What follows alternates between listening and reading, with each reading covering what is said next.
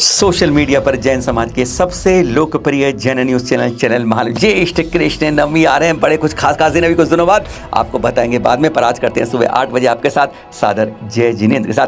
बहुत करेंगे बड़े अतिशय की तरह, चमकदार की तरह। साल में एक दिन होता है, कल बताया था आपको ना, साल में एक दिन होता है जब सूरज भी आकर महावीर स्वामी की जिन प्रतिमा पर तिलक करता है।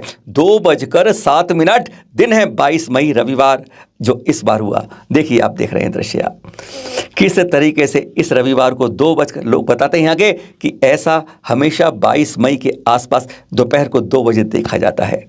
चंद मिनट के लिए जैसे घड़ियां रुक जाती है, चित्र रुक जाता है और यह दृश्य सबकी आंखों के सामने जीवंत रहता है अगले साल के इंतजार में। किस तरीके से दूर से आते सूरज की किरणें मस्तक पर बिराजती हैं और खिलती हैं और लगता है जैसे एक तिलक कर रही है। चरणों में पड़ती किरण वो मिलक कर जैसे चली जाती है ना। गजब के दृश्य, आनंदित होता है ऐसे मन को देखकर। जैसे हम भी अपना तिलक जब करते हैं तो अपने लिए नहीं, अंतरात्मा की अपनी शीतलता को पाने के लिए ऐसा तिलक करते हैं। जिनवर के ऊपर ऐसा तिलक सूर्य देव भी करके जाते हैं। साल में एक दिन उनको भी यह सौभाग्य मिलता है। 2 दिन पहले हमने रिपोर्ट बताई थी कि सरकार की रिसर्च के अंदर जैन बंधु 15% मांसाहारी हो गए हैं। 14.7% टू बी प्रिसाइज। यह है उम्र 5 वर्ष से लेकर 49 वर्ष के बीच के बच्चों की और बड़ों की। यह जानकारी सरकार ने 707 जिलों से छांटी है। आंकड़े कोशिश कर रहे हैं मिलने की, अभी तक नहीं मिल पा रहे क्योंकि यह रिकॉर्ड करे हमारे पास उपलब्ध नहीं है। खैर, अब बात हो रही है यह मांसाहारी बन कहां से रहे हैं। अब तो बहुत बढ़िया फंडा बन गया है। फंडा बनाओ, अंडा खिलाओ। मतलब सिर्फ सीधी बात है, शाकाहारी रहेंगे ही नहीं जब आप बचपन से ही उन्हें अंडे परोसना शुरू कर दोगे। कमजोरी के नाम पर, गरीबी के नाम पर, मजबूरी के नाम पर, उनके कुपोषण के बारे पर, अरे क्या आपको अंडा ही फंडे में मिलता है? यह तो हमारे हिंदुत्व सरकार की बात है, तब ऐसा होता है। अरे बाई चांस कोई और होती, अगर कहीं हम अरब में होते तो खाने ही पड़ते डंडे के साथ अंडे ही मिलते। पर यहां तब कहते हैं हम हिंदुत्व को हैं, हम शाकाहारी हैं और खिलाते मांसाहारी हैं। अब कर्नाटक के 7 जिलों में 16.06 यानी 16,06,000 बच्चों पर यह 46 दिन के लिए 46 करोड़ का बजट पास कर दिया है। हैरानगी होती है। 14वां राज्य बन गया है अब गुजरात। यानी समझ लीजिए, आदि हमारी देश अब इस तरीके से बच्चों को वहां पर, छोटे छोटे कमजोर बच्चों को जब अंडा खिलाओगे ना तो बड़े होकर तो वो अंडे का फंडा ही होगा। और आपको फिर आंकड़े दर्ज करने की जरूरत नहीं है, बता दीजिएगा 16 लाख बच्चों को हमने यहां अंडा खिलाया था तो यह 16 लाख तो पहले ही मांसाहारी हो गए। चाहे वो हिंदू हो चाहे वो जैन हो, सब लगा दिए मांसाहारी, क्योंकि बन ही गए जब आपने अंडे खिला दिए। राज्य नीचे से शुरू करें आप, पहले हिंदी बेल्ट सुन लीजिए। बिहार, झारखंड, उत्तराखंड हमारे पड़ोस में आती है हिंदी बेल्ट, और नीचे से लगभग सभी राज्य लेकर पश्चिम बंगाल यानी केरल, तमिलनाडु, कर्नाटक, पुडुचेरी, और उसके ऊपर आ जाओ आंध्र प्रदेश, तेलंगाना, उड़ीसा, पश्चिम बंगाल, सारे के सारे, और ऊपर आ जाओ तो सबसे ऊपर लद्दाख।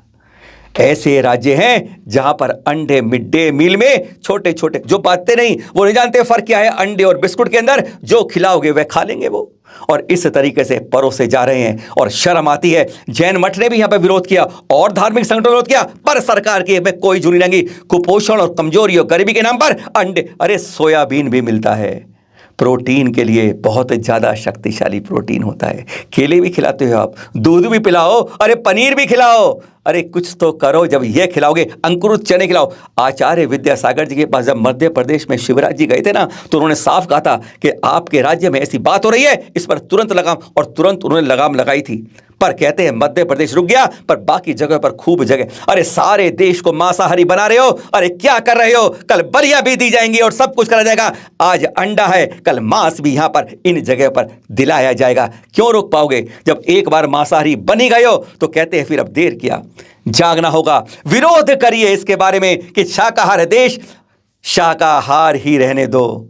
मंदिर मस्जिद पर लड़ते हो, कभी शाकाहार मांसाहार पर भी लड़के दिखाओ। इस तरीके से आवेदन अदालत तक तो पहुंचाओ, आवाज उठाओ। एक नहीं कई सारे हिंदू संगठन बोलते हैं, अरे जैन कभी तो मिलकर भी इस बारे में भी उठो कि केवल मंदिर और मस्जिद में ही लड़ाई करते रहोगे। शाकाहार और मांसाहार भी, हम ही शाकाहारी हैं। जैनों के अंदर शाकाहार के साथ मांसाहारी परोसना, इससे बड़ा धर्म के प्रति संस्कृति, इससे बड़ी चोट हो ही नहीं सकती।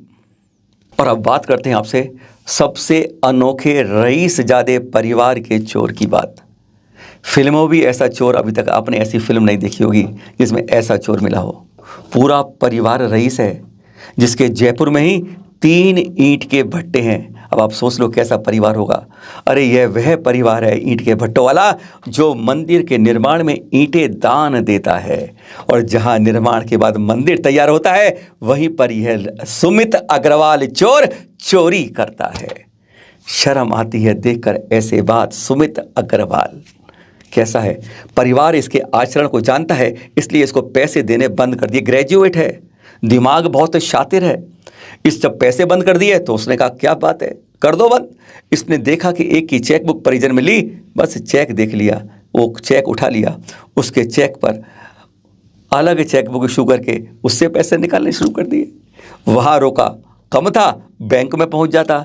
वहाँ पर चेक होते हैं, बॉक्स में डालते हैं, कुछ बाहर रह जाता है, बस वहाँ से उसने 2-3 चेक निकाले लोगों के, और फिर उन्हीं से ब्लैंक चेकबुक इशू करवा ली, और फिर उनसे 8 बार तो ऐसे केसों में जेल जा चुका है अब तक।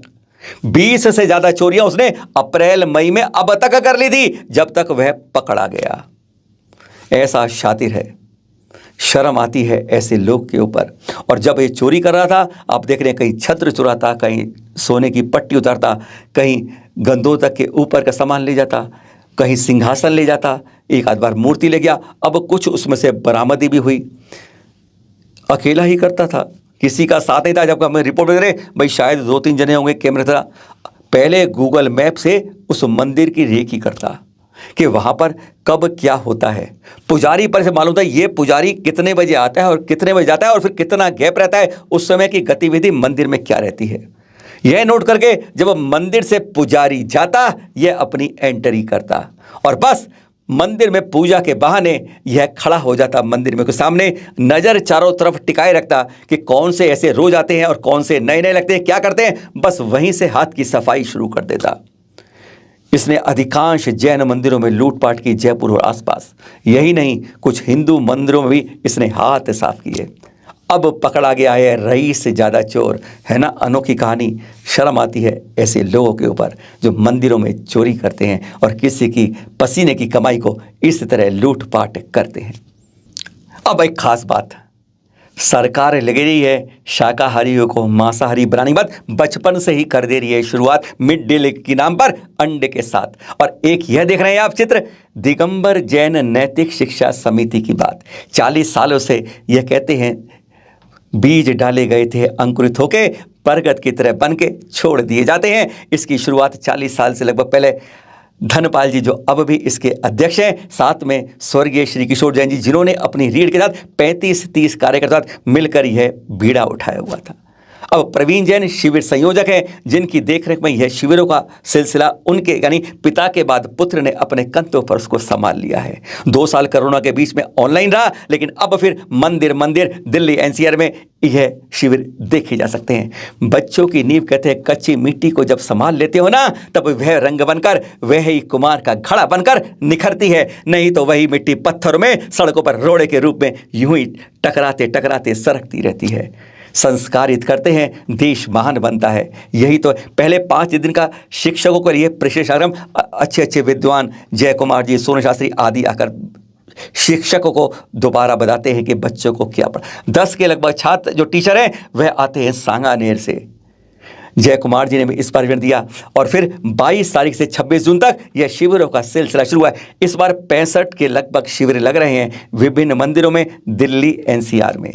और फिर कह रहे हैं भाग 1 से भाग 5 तक कहते हैं शिक्षा दी जाती है जैन नैतिक के साथ। अपने अंदर 7 छोटे छोटे वचन होते हैं, नियम होते हैं, जो एक बार बच्चा बचपन में पालता है तो कहते हैं जीवन भर। आपको पता है हजारों बच्चे संस्कारित हो चुके, हजारों हर साल होते हैं, और उसमें से कई तो संत बन जाते हैं, दीक्षा लेकर आचार्य आज भी हैं। आप हैरान होते होंगे, कई प्रशासनिक अधिकारी बन गए हैं, कई सरकारी भी ऊंचे। कहते हैं जब संस्कारित होंगे नैतिकता के साथ, ये हमारे जिन शासन की उसी न्याय को, उसी बातों को आगे करेंगे। यह होती है संस्कार बनाने की बात, समाज को ऊंचा उठाने और देश को ऊंचा उठाने की बात। फिर मिलेंगे शाम को आपके साथ। सादर जय जिनेंद्र।